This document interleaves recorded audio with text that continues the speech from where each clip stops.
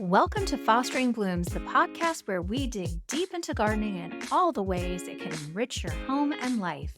Together, we'll explore every aspect of gardening the organic way, keeping it simple, accessible, and fun. Whether you're a seasoned gardener or just getting your hands in the dirt, we're here to share the tips and insights you need to grow something truly special. I'm Shannon Foster-Boleen. And I'm Caitlyn Blum, and we're two friends on a mission to cultivate beauty, creativity, and connection through everything we grow.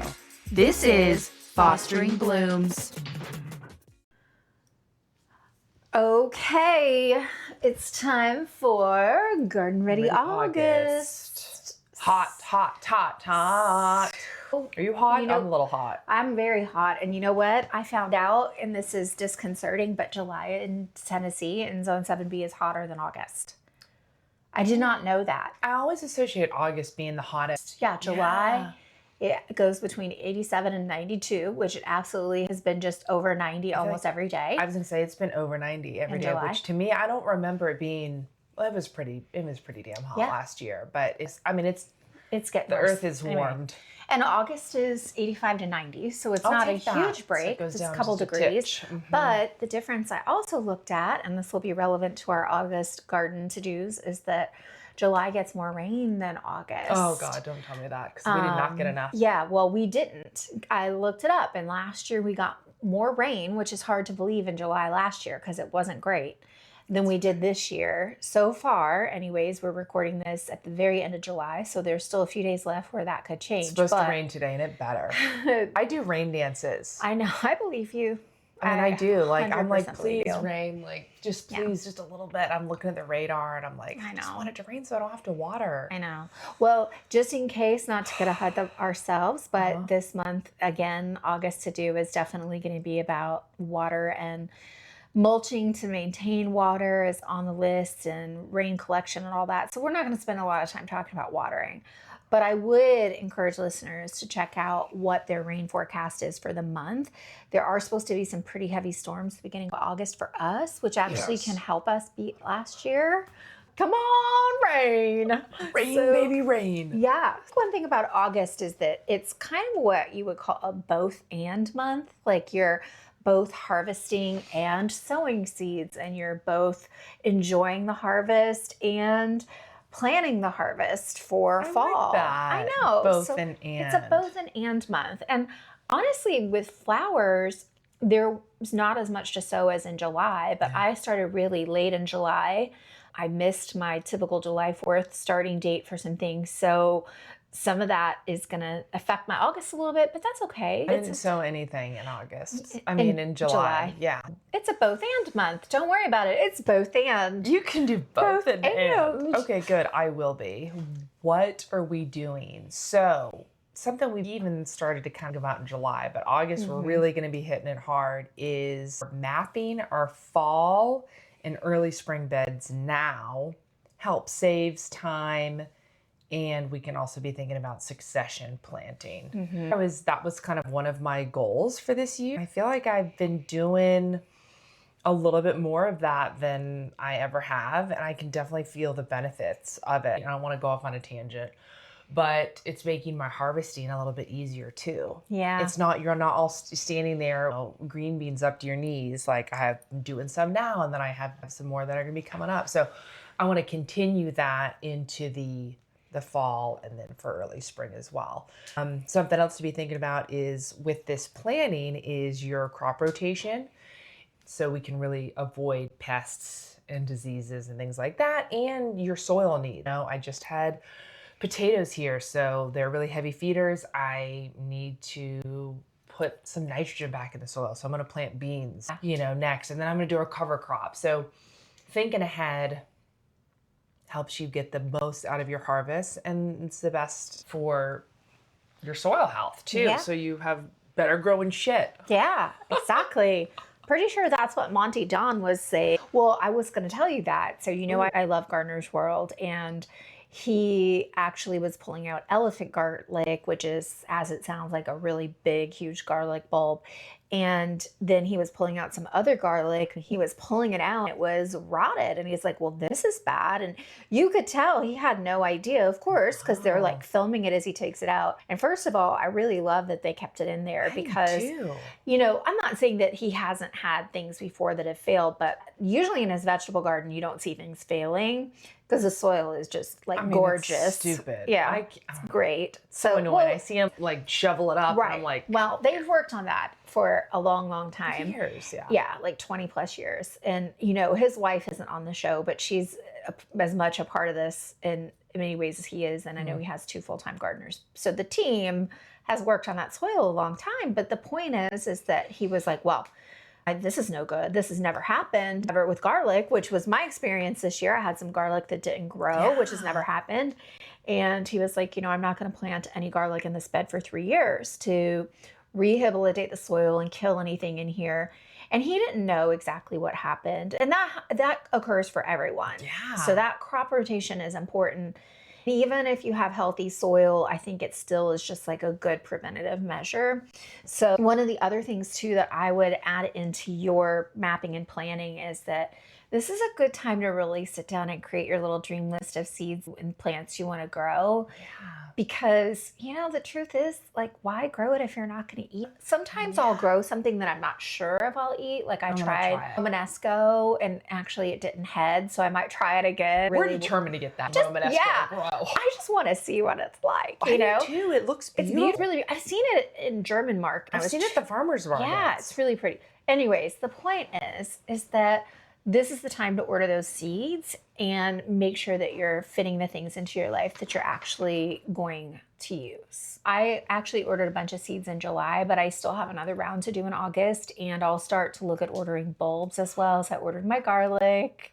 I'm going to be ordering some tulips, but this is the time. I'm laughing because we were getting some fall seeds. We were going through our seed packets and I'm like, okay, I have this, you have this. We're going to grow, you know, whatever. We made sure we had all of our seed bases covered. And like, Shannon starts sending me lists of what she's growing. And I was like, oh my God, is this all your spring shit too? Like, is this how far in advance we're planning? I was like, Shannon, I'm not ready for this. We have so much more to plan. I'm not ready for this right now. You're like, I'm just okay. I'm just getting like a few things for the spring. I know I'm going to do. I'm like, you really scared me because I thought we were going all the way into 2026 and Mom is not ready. Well, you know, you're just thinking ahead, which I'm glad. I did that too on the last things that I sent you. Like, I know I can't start them until the spring, but I was like, I'm just gonna go ahead and get them now. Part of the reason is because I think, well, you overachieved. If I know, but if I can try to put it all in one order, I pay less in shipping. But also, no, it's smart. But also, like, I know I'm gonna plant carrots now and in the spring. You know, I will say I am trying to actually get a little more next level in like ordering summer lettuces and fall lettuces and spring cabbage and fall cabbage. Whereas in the past, I mainly just had like spring cabbage seed and would throw it in the ground for fall too. So I am trying to really make sure I have the right varieties for different seasons. Well, that's smart because it does better. Yeah, I know. But I think it also can be really overwhelming, especially if you're a new gardener. Oh yeah, I wouldn't go to that. I never started like that. It's like, so okay, here's some cabbage seed. Let's try this. Exactly. And so like lettuces just grow in the spring and the fall and don't worry about summer lettuce. And well, I still have some radicchio out there. I can't believe it hasn't fried. Well, one has, but it's kind of shaded by some herbs. That's it. So I'm like, how long are you going to stay there? And I still have beets in the ground and carrots that are just sitting there. Well, it's been so dry. I know. Like the carrots, I'm like, I'm not going to pull those out. And they're fine. They're just sitting in the ground. Yeah, I have carrots in the ground still too. Okay, good. And I just am like leaving because like once you harvest it, I feel like you need to eat them. I just haven't been there. So I'm like, you're just going to sit there. So it's funny that you mentioned the carrots because I just pulled out like 2 pounds of carrots and I'm like, what am I going to do with all these carrots? And I've been giving them away. So for the first time this year, I'm going to can some carrots and I decided I'm going to do Mexican escabeche. Have you ever had it? No. So you probably have and didn't know that you have. It's when you go, and a lot of times we have salsa bars and they have the pickled carrots and onions and jalapeno. Yeah. Oh, yeah. That's called escabeche. Oh, that is cool. And it's really good. You can put it on your tacos or you can eat it on the side. Yeah. So I'm going to make some jars of escabeche and use that as a gift too. And that'll be a good way to use those carrots up. That's a great idea. One thing is that if the carrots in the heat, probably they're not going to be as sweet as a spring carrot. So it's a good way to kind of use a carrot that might not be quite as tasty. I think one of the both and things about August is that this is very much a canning month for me. I mean, really, my canning starts in July and it goes through November. Yeah. But August is a very heavy cropping month for a lot of things. I'm harvesting my cucumbers every morning or every other morning, depending on what size I'm looking for. And I'm pretty excited because I have an amazing new cucumber variety called Diamant that I really, really love for canning. Those are pickles. the pickling ones, right? They're great. That's what I'm growing too. And well, you gave them to me. So yeah. And, harvesting herbs right now as well, which you'll talk a lot about. Yeah, I'm harvesting probably every day, like the medicinal herbs and flowers. And I mean, along with the tomatoes and cucumbers and just like the fresh produce that's out there. I'm not doing as much amazing canning as you are, but in terms of herbs, yeah, I'm going buck. Right. And I think that beans are going to be on my list of things to can. I'll do a couple dilly beans, but I'm going to do mainly most of our stuff pressure canning. Okay. Shelling, yes, I have a lot of shelling, but I also want to pressure can those Romanos when they start coming in. I'm very excited about that. Oh, that'll be awesome. So another thing we want to look at is what you have in store. We harvested our garlic and our shallots and our onions and potatoes. So looking them over, and I actually did this the other day with my potatoes that are still curing, and all of them looked pretty good. And then I looked over my onions and there was one that kind of had a little bit of a soft neck, and I'm like, I better go ahead and use this one now. Yeah. Of course, if you have a moldy one in there, that's why you need to check through your stuff, get it out so it doesn't affect the rest of your stuff. But every time I go to get a new onion or garlic or whatever, I feel them all. And if there's one that's a little bit like, oh, you feel a little soft, I'll use it first. And so that's how I've been kind of checking and, utilizing. taking, from my supply. That's great. I get a little hoardery with some of these things, and I'm trying to use my garlic and some of my pickling as well, even though I sometimes would rather just buy store-bought garlic, but I am using some of it because some of my garlic went bad last year because I was being too stingy, you know. And my potatoes, I've done those on a cloth sack this year. I was going to keep them in my basement, but we have a little critter down there right now, and so until that's taken care of, you're not going to eat my shit. Right. Sorry, little mousy. You're going to have to go somewhere else. I think with storage tips, mainly, you want to make sure all those things have good airflow and that they are in a cool area for the most part. You can really dial in humidity if you want to, but we're not at that level. And honestly, basement storage is usually fine. I am at that level now, Shannon. You are looking at humidity? I'm not measuring it. Oh, here's what I'm doing. I don't want to go off in too much of a tangent. Okay. But I have turned my basement into a herb drying apothecary. You have. I have a dehumidifier down there and a fan blowing. And we're going to talk about this in another episode more in depth, but I can tell the humidity from the rate of how the herbs are drying.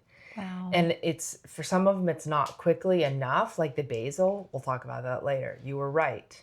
And it is hard, but that's how I'm gauging the humidity. And I'm hoping with good airflow and the humidity down there that all my stuff should be okay. But it'll be interesting to see because I feel like our basement is a little bit humid. I think it's a little bit damp. So the dehumidifier will help, and I'm hoping that'll help with my storage. Yeah. Is where I was getting with that. Yeah. I'm interested. I need to get like a temperature gauge and a humidity gauge down in my basement. I don't really know what the temperature is. I think it's probably about 10 to 15 degrees less than it is outside, but I don't really know. We have a dehumidifier down there. That's good anyways. I put a fan on my garlic and my onions this year, just like blowing up out That's great. Because I hang them from the rafters. That's perfect. But yeah. And then the other thing is, this isn't really as much about harvesting, but it is in the sense of like you're out there collecting stuff a lot. So we talked at the beginning of the year about sharpening your tools. And I think this is a really good time to sharpen your hand tools again because you're using them so much. I agree. So mine were kind of dull. I was trying to cut something and I was like, these are sucking. Like you should be able to cut this. So So think of it like a knife, frequently you do those. So sharpening tools is definitely on the list. That's great. Okay. Another thing we're going to be doing is strawberry bed prep. So August is actually the time to be prepping for your fall strawberry planting. I have planted strawberries in the spring. Have you planted strawberries in the fall in preparation for spring? I have, but I will tell you, I have 3 red currant plants. Well, one's a pink and 2 reds. I actually want to grow strawberries underneath them That's a as a great living idea. mulch. That's a great idea. And I also decided I'm going to grow them underneath my blueberry bushes, but I need to kind of frame in a pathway just so that I can have at least one area where I can walk without stepping on the plants. Yeah. So I think I'm going to take some runners Yes. and do a fall bed. So would August be the month to kind of pin down some runners and get ready for that? Yes, it would. And you could have been previously doing some runners.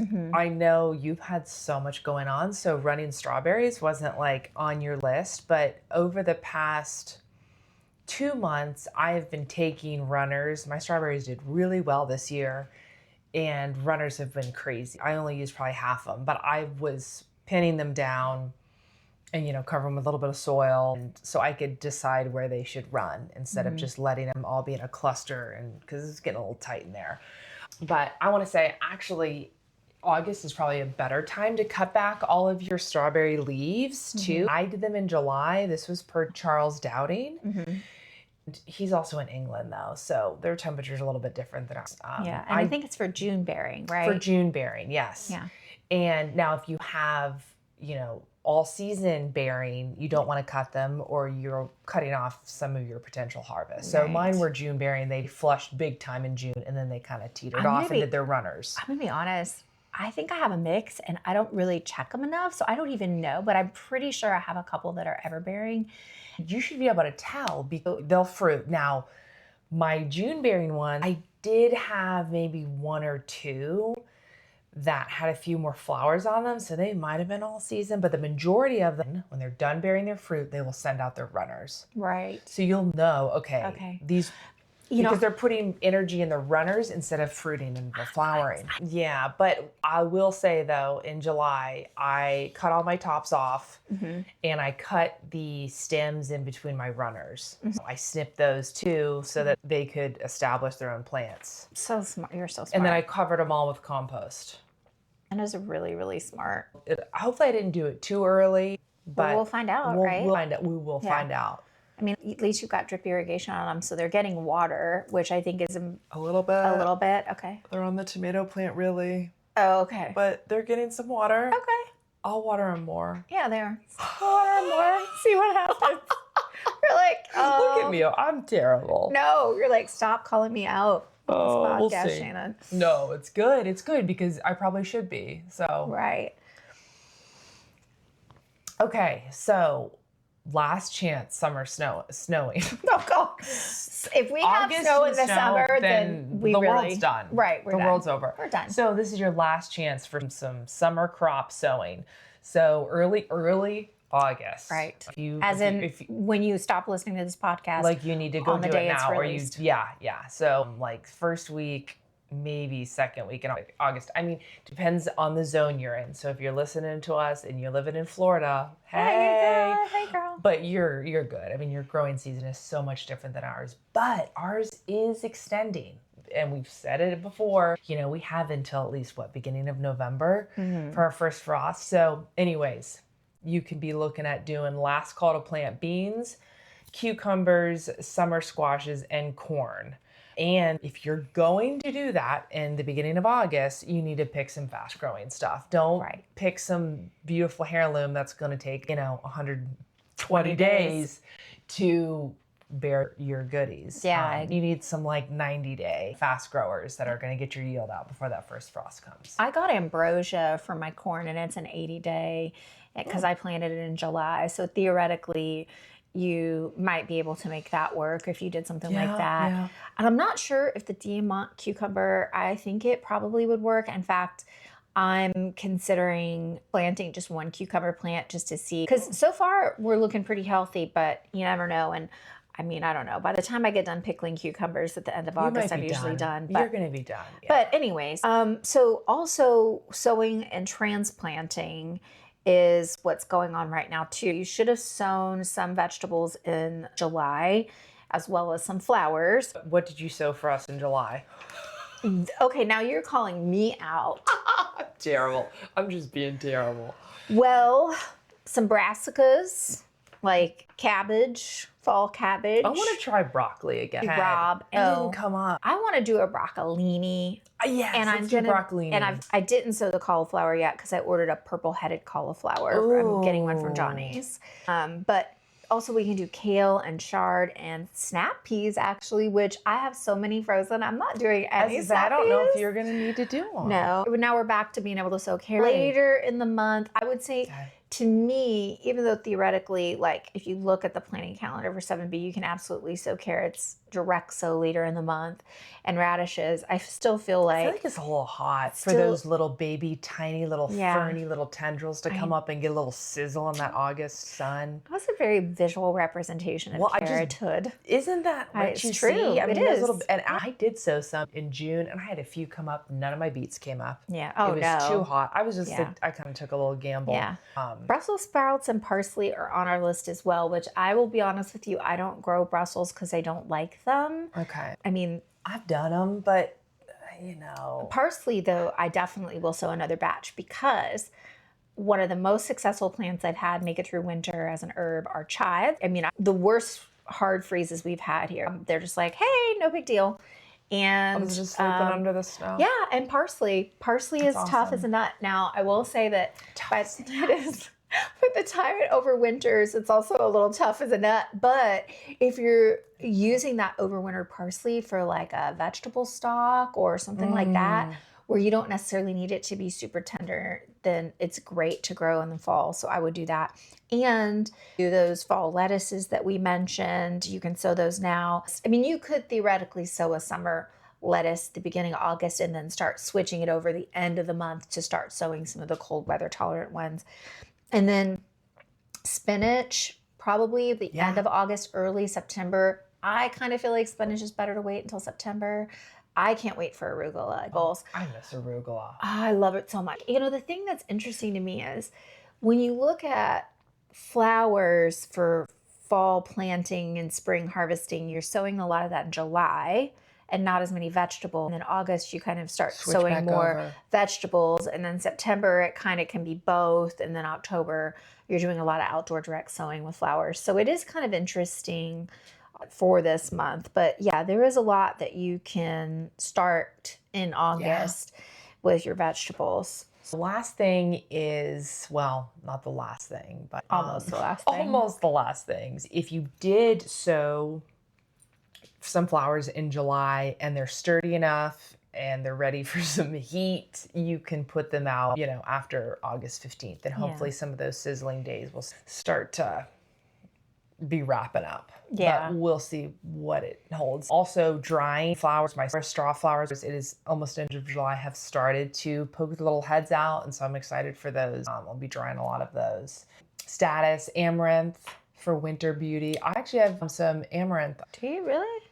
I grew it over there with the spinach. It's red. Oh, nice. Yeah. I'm surprised that all the bugs didn't eat the leaves because mine looked like a Swiss cheese last year. I need to take some pictures of it. I just kind of like, oh, cool, it came up. And I just like keep going on about myself. Yeah. I need to stop and enjoy. You do. And then dry it so you can enjoy it even longer. I'll clip it and I'll hang it. And then save some seeds so that you can make babies and grow it again. Make babies. That was some old seed. I want to say 5-year-old seed, and it came up. I know, it's crazy.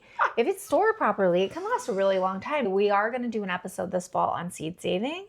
So stay tuned for that. But really, I mean, at this point, I think for me, I mean, it's staying on top of weeds and watering and also trying to journal. I did have every intention of starting a journal at the beginning of the year. I mean, I was determined, and I just started it last week. You started it. I did start it, and I think I have a really clever way that I started it, but I'm not going to share it yet because we're going to do a whole episode that's going to kind of talk about how we use technology in our garden. Yeah. And it's controversial. Yeah. We'll see. I think you might be surprised, but I really feel like that's plenty for August. And then we have a little bit of a tip, if you will, something to zhuzh up your August is pick one new fall veggie to try and give it a little cozy home in your garden and see if you like it. Pick something, you've never done before and just try it out. What are you going to try that you've never done before in your fall garden? Ready. Okay, I'll tell you. Okay, you tell me yours. Okay, so mine is, and it's not actually a veggie. Well, the purple-headed cauliflower is one, but what I actually am excited about is I'm going to grow some ornamental kale. Oh, yeah. Because you've got the pumpkins, Yeah. and I've got the ornamental kale, and we'll have a really pretty fall display like that. I can't wait. Yeah, because I always want to buy those when I go, and they're expensive. Yeah, they are. Let's grow them. Did I say ornamental kale? It's ornamental cabbage. But they did have a kale, though. I know I saw it. So I might do both. Okay, let's do both. Because I was eyeballing that one, and I was like, really pretty. Let me rate myself. So what's yours? Can you think of anything? Oh, you know what? This is kind of rando, but doing research in my like crop rotation and things like that, I wanted to do something that would be kind of beneficial, but different. I want to do more root vegetables. I'm going to do turnips. Which I haven't done. I've grown turnips in the past, but I'm like, what do you do with this? You know, but it's really good for soil aeration because they get so big and they're really hardy, but they're also good for storing. Like it's a root vegetable. So I should be able to store it. Okay. So I'll do parsnips and you do turnips, and then we'll be like, we're basically set. like from the UK growing fall vegetables. And I'm going to start like roasting turnips. So I tried to pick a variety that was really tasty and flavorful, not like some bland ass loser turnip. Yeah, it's quick growing, bland ass user turnips, everybody. Get your loser turnips out of here. So that's something we'll see how it goes. I'm excited. Okay, now I'm really excited. Am I starting those seeds? No, I'll do them. Okay. I'm going to do direct sow. They're like the radish situation. Okay, they come up really easily. Okay. Oh, cool. yeah. All right. You have other stuff to start. Yeah. God. Thank you. Well, with that said, let's go start some shit in the ground. Okay, let's go. Wait, you're supposed to say let's go grow, baby. Okay. Let's go get dirty. And sow some shit in the ground. No, you're supposed to say let's go grow, baby. I'm sorry. I'm switching it up. Okay, let's go get dirty. Let's go grow, baby. If you're up to your ears in zucchini and still pretending to like it raw, it might be time to hang out with gardeners who get it. If this episode made you smile, sparked an idea, or just made you feel a little less alone in your tomato avalanche, go ahead and leave us a 5-star review. It helps other gardeners find us and keeps this growing little podcast blooming all season long. We appreciate you more than a perfectly ripe heirloom on toast. See you next time.